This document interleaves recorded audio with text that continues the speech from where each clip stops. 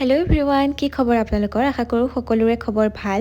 মই আজি আকৌ গৈ আছোঁ শ্বপিং কৰিবলৈ, যিহেতু কালি মলৰ পৰা ৱেষ্টাৰ্ণ ড্ৰেছ ল'লোঁ আৰু মই কৈছিলোঁ মোৰ বাৰ্থডে আৰু পূজা দুইটা আহি আছে একেলগে। সেইকাৰণে ভাবিলোঁ চেলৱাৰ এযোৰ লৈয়ে লওঁ। সেইকাৰণে বাও লৈ আহিলে এই দোকানখনলৈ। ইয়াতে বোলে ভাল ভাল কালেকশ্যন থাকে আৰু বায়ে মানে প্ৰায় ইয়াৰ পৰাই কুৰ্তা চেলৱাৰ লয়।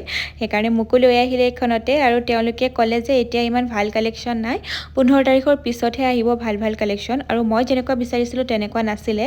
তেনেকুৱা ল'বলৈ হ'লে 15 তাৰিখৰ পিছত আহিব আৰু তেওঁলোকে মোক কৈছিলে 15 তাৰিখৰ পিছত আহিলে বেছি ভাল।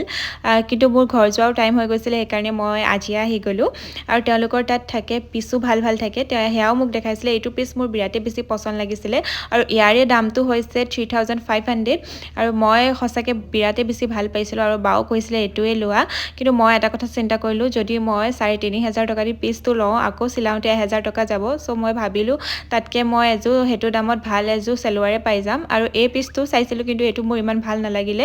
ট্ৰাষ্ট মি গাইছ, এই ৰেড কালাৰ পিচটো মোৰ বিৰাটেই বেছি ভাল লাগিছিলে আৰু তাৰ দুপাট্টাখনো বহুত বেছি হেভি আছিলে।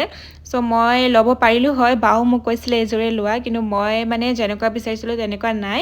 তো তেওঁলোকেও মোক ক'লে 15 তাৰিখৰ পিছত আহিবলৈ আৰু মোৰ ঘৰ যোৱালৈকে তেতিয়ালৈকে মোৰ হাতত আছে দুদিন টাইম। চ' ভাবিলোঁ তেতিয়া আকৌ এবাৰ আহিম চাম বুলি।